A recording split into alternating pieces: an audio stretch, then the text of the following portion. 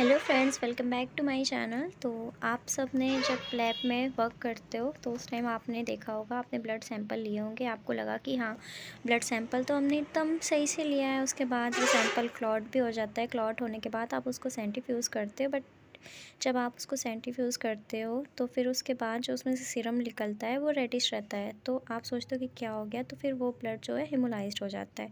हमारी कुछ गलतियों की वजह से वो ब्लड हेमोलाइज्ड हो जाता है, जो कि कारण हम आगे जानेंगे। तो इसका फर्स्ट रीज़न है कि जब हम पेशेंट को ब्लड सैंपल लेने के लिए टर्निकेट बांधते हैं तो उसको हम बहुत ज़्यादा टाइट बांध देते हैं, या तो फिर हम उसको 2 मिनट से ज़्यादा बांधे रखते हैं और फिर वेन ढूंढते रहते हैं। तो इससे भी जब हम फिर निकालते हैं ब्लड तो हेमोलाइज्ड होने के चांसेस हो सकते हैं। तो आइए अब हम दूसरा रीज़न देखते हैं। और इसका दूसरा रीज़न है कि जब हम सैंपल कलेक्ट करते हैं तो स्किन को क्लीन करने के लिए स्प्रिट हम इतना ज़्यादा लगा देते हैं और फिर उसको सूखने का भी टाइम नहीं लेते और डायरेक्ट ब्लड निकाल लेते हैं, जिसकी वजह से वो ब्लड में मिक्स हो जाता है और आरबीसी को ख़राब कर देता है और आरबीसी टूट जाती है, जिसकी वजह से ब्लड हीमोलाइज्ड हो जाता है।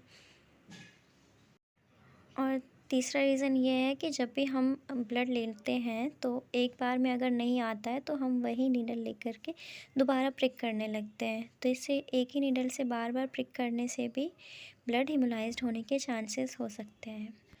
और नेक्स्ट रीज़न है कि जब भी हम ब्लड लेते हैं तो पिस्टन को हम बहुत ज़्यादा तेज़ से, कभी कभी कि हाँ ब्लड एक बार में ही आ जाए, हमें बार बार ना करना पड़े, तो हम तेज़ से पिस्टन को खींच देते हैं, जिसकी वजह से ब्लड हीमोलाइज्ड होने के चांसेस हो जाते हैं। तो हमें पिस्टन को धीरे धीरे खींचना चाहिए, ब्लड को धीरे धीरे फिल करना चाहिए, इसे एक झटके में पूरा नहीं खींचना चाहिए।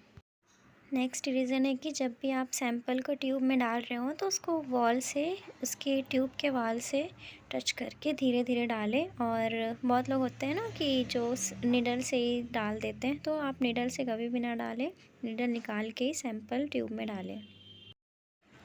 और सैंपल जब डल जाए तो सैंपल को भी हमें रोटेट उसी वॉल में करना चाहिए जिस वॉल में रोटेट किया जाता है। जैसे कि ईडीटीए है, ईडीटीए में अगर हम रोटेट नहीं करेंगे तो सैंपल क्लॉट होने के चांसेस है। तो सिर्फ ईडीटीए वॉल में ही सैंपल, ईडीटीए वॉल में ही रोटेट